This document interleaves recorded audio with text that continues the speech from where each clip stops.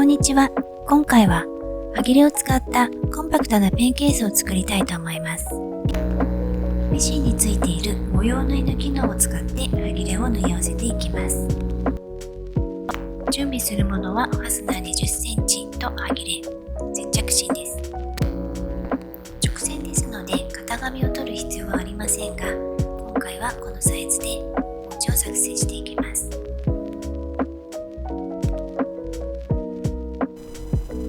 サイズ通りにカットした薄い接着芯を準備します。のり面のついた方にはぎれを1枚ずつ乗せていきます。余ったはぎれとはいえ、色の組み合わせなどを考えながら配置していくのはとても楽しいものですね。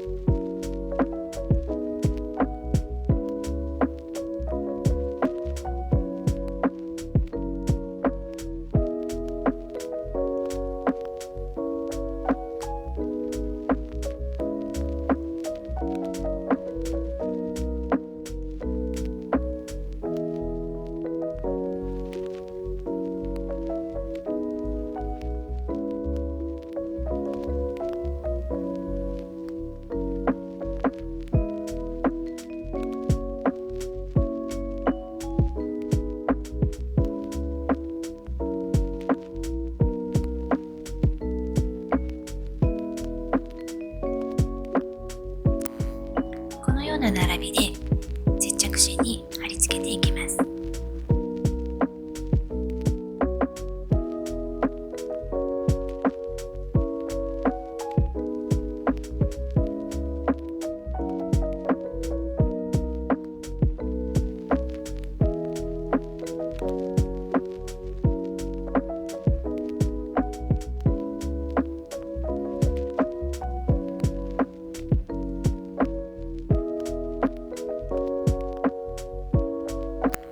このように貼り付けられましたら、余分な生地をカットしていきます。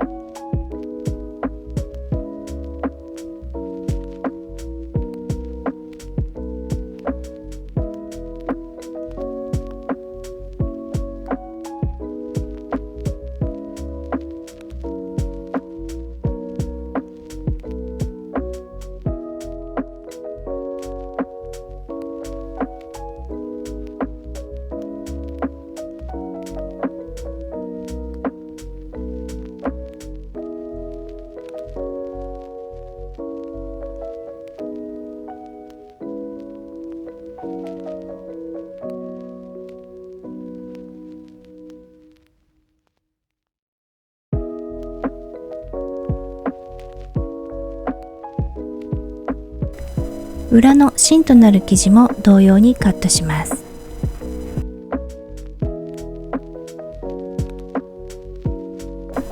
カットし終えましたら、生地を重ねて待ち針で留めておきます。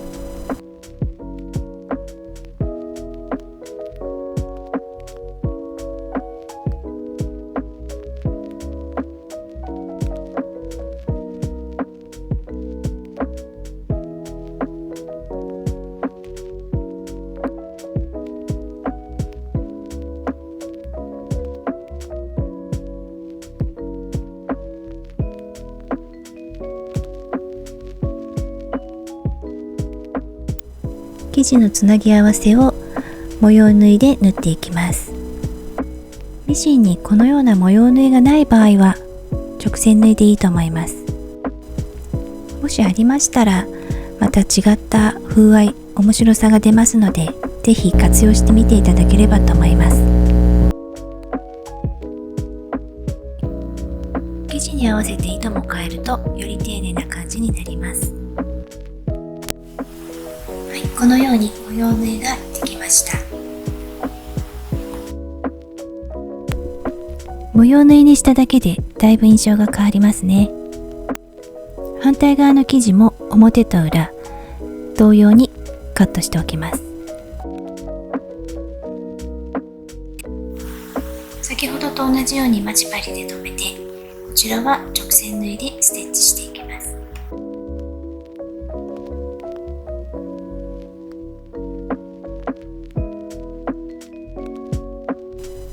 幅4センチほどで、ステッチしていきたいんですが、定規で測って線を引くというやり方もありますが、キルトステッチの定規がミシンについている場合はこちらを使ってみてはいかがでしょうか。押さえの後ろのこの空間のところに棒を差し込みます。手で隠れており見えづらくて申し訳ないのですが、先ほどの上の空間のところに棒を差し込みました。針の位置とこのステッチの棒の間を4センチほどに間隔にしておけば、きれいに等間隔でステッチをすることができます。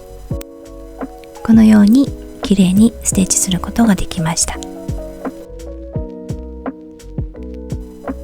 今回は表と裏の生地を合わせて周りをジグザグミシンで処理する方法をとります。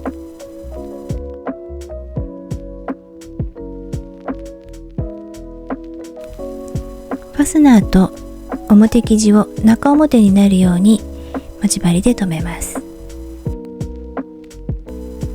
ファスナーの端から約5ミリのところを縫っていきます。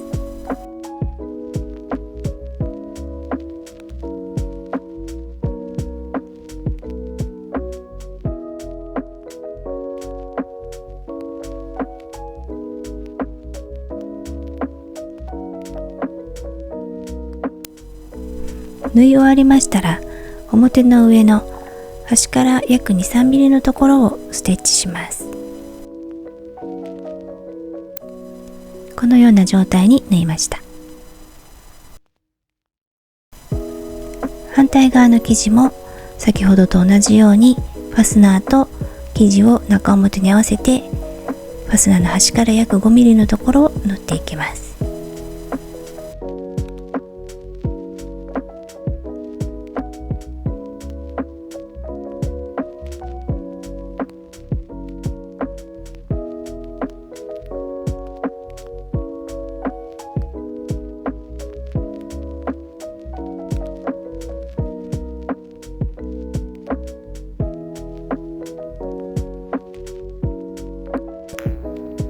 ファスナーの両側に生地を縫い付けた状態です。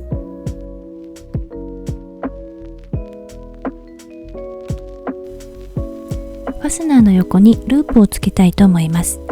1センチ ×3 センチほどの接着芯を貼った布を、内側にくるみまして、それを縫ったものをファスナーの横に仮止めしておきます。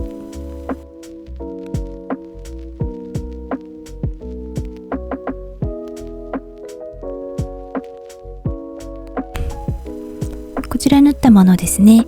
これを仮止めしておきます。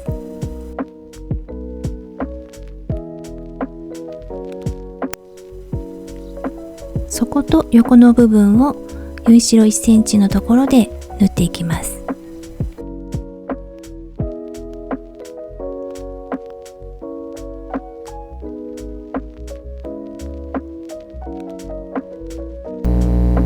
底と横の部分を縫いました。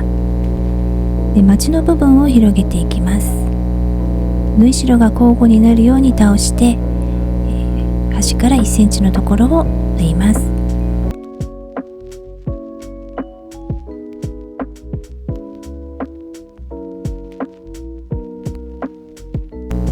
反対側も縫い代1センチのところを縫います。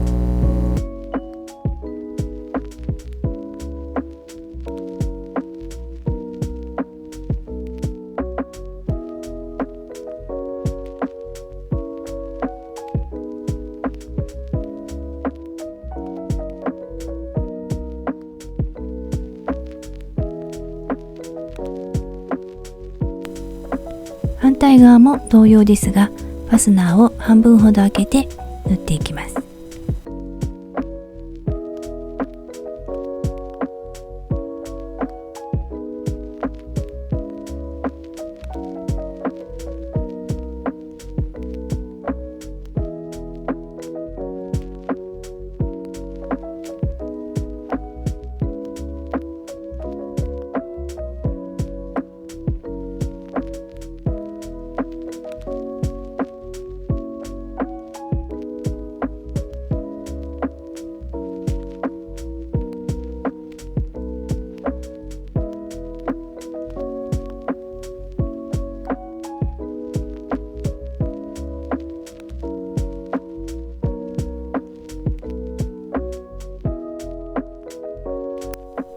縫い終わりましたら、ファスナー口から表に返していきます。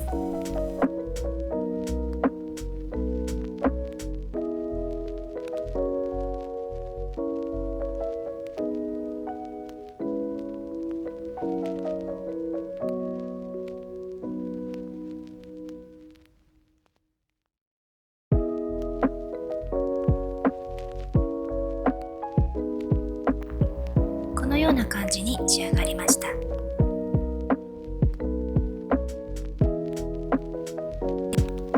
直線縫いを模様縫いにするだけでオリジナリティがアップしました。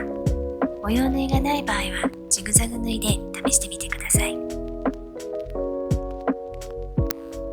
スリムなペンケースですが、中はボールペンなど5、6本が入るような大きさにはなっています。生地の組み合わせやステッチを変えたりして端切れの有効活用ができます。ぜひ作ってみてください。